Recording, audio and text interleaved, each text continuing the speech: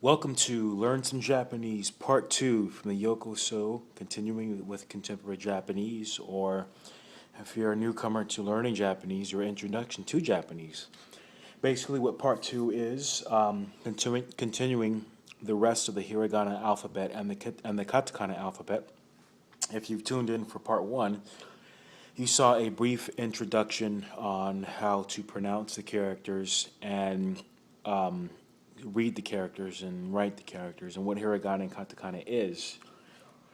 First off, let's dive into it. Now, before we tackled the first 5 characters, which are the A through the N column. And just a quick recap on everything. Before I written out a chart of what the first 5 columns look like. I written out here vertically, right to left, and here it's laid out horizontally, top to bottom. So I hope this isn't confusing at all. Let's recap the first column. Again, the Japanese alphabet system is kind of laid out in vowels. So the first column starts with A, E, U, E, O. Second column, ka, ke, ku, ke, ko. Third column, sa, shi, su, se, so. Fourth column, ta, chi, tsu, te, to. Last column, the word covering, the end column, na, ne, nu, ne, no. Now, you may have noted now, all of them correspond to each column, the vowel sounds, but have a different letter beginning, like you get ka. You get a, you get ka, you get sa, ta, na. Okay, see the pattern there? A column, K column, S column, T column, N column. A, ka, sa, ta, and na. All right, that's how you. That's how when I learned it, that I organized these as, and I just remembered. I covered these up. What the columns were: the A column, K column, S column, T column, N column. A, E, U, E, O. K column, ka, ke, ku, ke, ko. S column, sa, shi, su, se, so. Ta, chi, tsu, te, to. Na, ne, nu, ne, no. Now there's an oddity here with the letter tsu. Now, unlike the other ones, you have them beginning with S's, sa, shi, su, se, so, ka, ke, ku, ke, ko. There's ta, chi, tsu, te, to. Chi and tsu from the T column are a little bit different. They don't begin with T. They're a little off.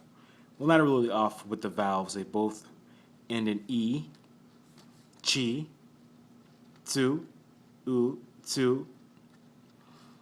So they still represent the E and the U, but it can be confusing because they don't start with a T. Okay? Now, if you practice these from the last video, writing them out, if you printed the chart, if you do a Google search and type up a search for hiragana and katakana charts, you'll get these and you can just sort of trace over them with wax paper or parchment paper. And once you've mastered that a few times, try drawing them by hand, just by eye. And once you've mastered that, do as many times as you can until you remember them. Draw the order of each columns as you see here or on your chart without the aid of a chart or this video, and you have learned successfully the A through N column. Let's explore the rest of it. I've took the liberty to make a column of their beginning letters of each column. There are a few exceptions, though. Let's go over them.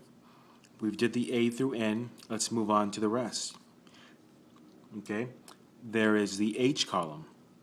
Ha, he, hu or fu, he, ho. This particular character can be pronounced as hu or fu. Actually, mainly fu. Sorry. So ha, he, fu, he, ho. Okay? Ma, notice the M. Ma, me, mu, me, mo. hope you're all generally seeing a pattern, the way these pretty much sound the same, but they have different beginning letters corresponding to the character. See that? What do you think that is? That's the Y column. Ya. These are, we won't cover these, but for ya, there's only 3 for now. Ya, you, yo. Okay? R column. See that R? What do you think this column is? Ra, re, ru, re, ro. W. For now, just the first one. Wa. Last is pronounced wo. O or wo. Typically, in my dealings with Japanese language, I've read sentences where I thought, well, I was taught in school it was O, more of a better accent, wo. Okay? Now, don't worry. Oh, and one more. The N column, another N column, which is just That's how you pronounce that. It looks like an English N, and it's pronounced Okay? Now, for now, don't worry about what these means. Like in elementary, you've learned the alphabet, and you had no vocabulary. So same thing with this. We're just learning the alphabet first, and in later parts, we will learn how to read and learn vocabulary. But for now, let's just understand the fundamentals of their alphabet. Just learn how to recognize them, pronounce them, as I've gone over, and don't worry about meaning or any literal meaning for now.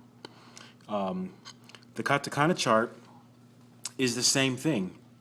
On your own, print out a katakana chart and write on the side, okay, if that works for you, or cut them out into little squares like this, and on the back side, write what they mean. And the katakana chart is, again, just to recap, same order as the hiragana chart, mean the same thing and are pronounced the same way.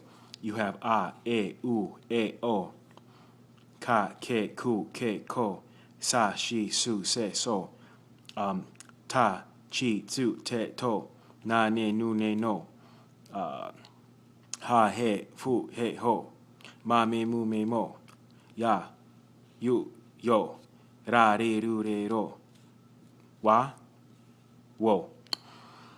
So, the same thing. As a crutch and as an aid, if you like, print out this on Google. There's 2 ways that I recommend. You write the letters on the columns like that, and you practice in the order that I've been doing from left to right, top to bottom, okay?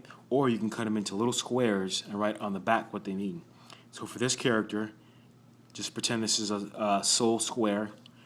On the back of it, write he, okay?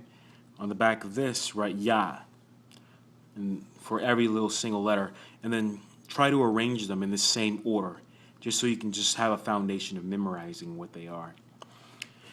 Practice that, and stay tuned for part 3. We'll learn some stroke order, which means how to actually write these if you have trouble writing these by hand and by pencil. Okay? I have a treat for you all. All right? Your first word in Japanese is irashai. Irashai. Irashai. That means welcome. It's a typical greeting for if you're in a Japanese restaurant. The hostess may say, irashai. That means welcome. And I've got this laid out. You're familiar with the ra, a little tsu, chi, a little ya, and e. The little tsu is to prolong the S sound in the shi. Irashai, shai. Irashai, irashai. Without the tsu, it'd just be irashai. But with the little tsu, it prolongs the S sound in the shi character to irashai. The little ya combined with the shi is pronounced xia, xia. If you combine a little in Japanese, if you write the ya very little next to the shi, it gains a meaning in xia, xia, xiai, irashai, irashai, irashai. Okay? The R's are pronounced very similar to in Spanish, or even the Russians roll their R's, like ra, r, in those languages. But the Japanese R rolling, it sounds like in between an R and a D sound, an R and a D sound, ra, ra, ra. And that's how you roll Japanese R's. Until next time, stay tuned for part 3. Thanks for joining me on this, and I'll see you next time. Goodbye.